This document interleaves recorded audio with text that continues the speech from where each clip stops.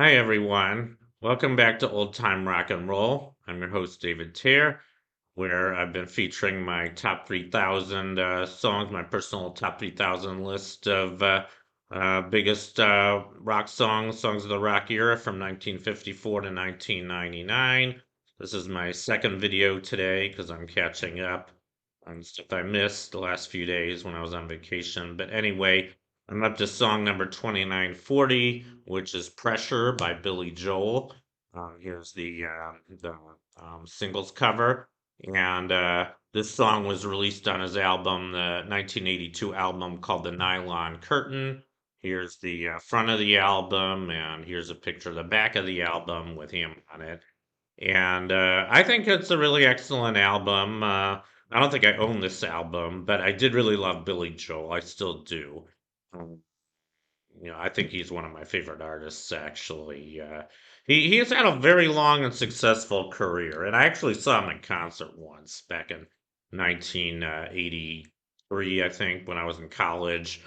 He was pretty excellent. But the problem was I only saw the back of his head because it was such a crowded venue, and I just barely was able to get tickets for my date and myself. But we did get to see him, even though we only saw the back of his head. But we heard him sing all his big hits. He played for about 2 hours. He played all his big hits up to that point, which is actually most of his hits because he didn't have much after the mid '80s, I don't think. But he was pretty excellent. I mean, I really love Billy Joel.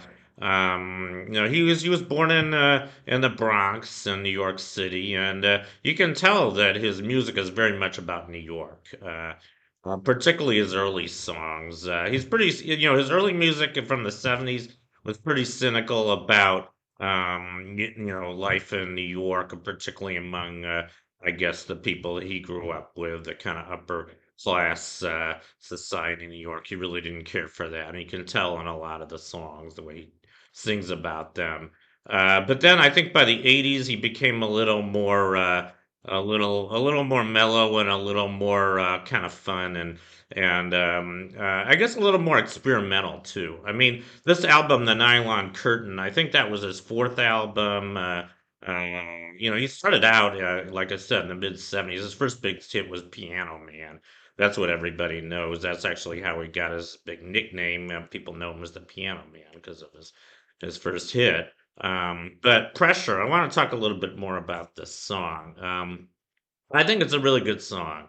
And I remember the video in particular. I think, the song was a hit in '82, and the video was also released the same year. And it's a pretty crazy video. I mean, I like it, but it's pretty scary. The song is called Pressure, and it's about, dealing with pressure. It's about how we all have to deal with pressure in our lives. And I think it's very moving. I mean, the video, I'm just going to try to describe it a little bit. Starts with a guy sitting in front of a TV set in a dark room. It's almost like he's being programmed. All these signs are flashing at him really fast. It's like all this information he's trying to take in, which is kind of how our society is in a way, I guess. We're all trying to deal with the just different inputs all the time, and sometimes it's very, very overwhelming. I think that was the point he was trying to make with that. Also, he shows this kid. I don't know if that was supposed to be him when he was a kid, but they show this kid wandering up to this TV, and almost like he's dissolving, and he's singing about how all your life is Sesame Street, Channel 13. What does it mean? Pretty powerful stuff. And there's even a scene where they show him being gobbled up by a white carpet in the middle of his living room.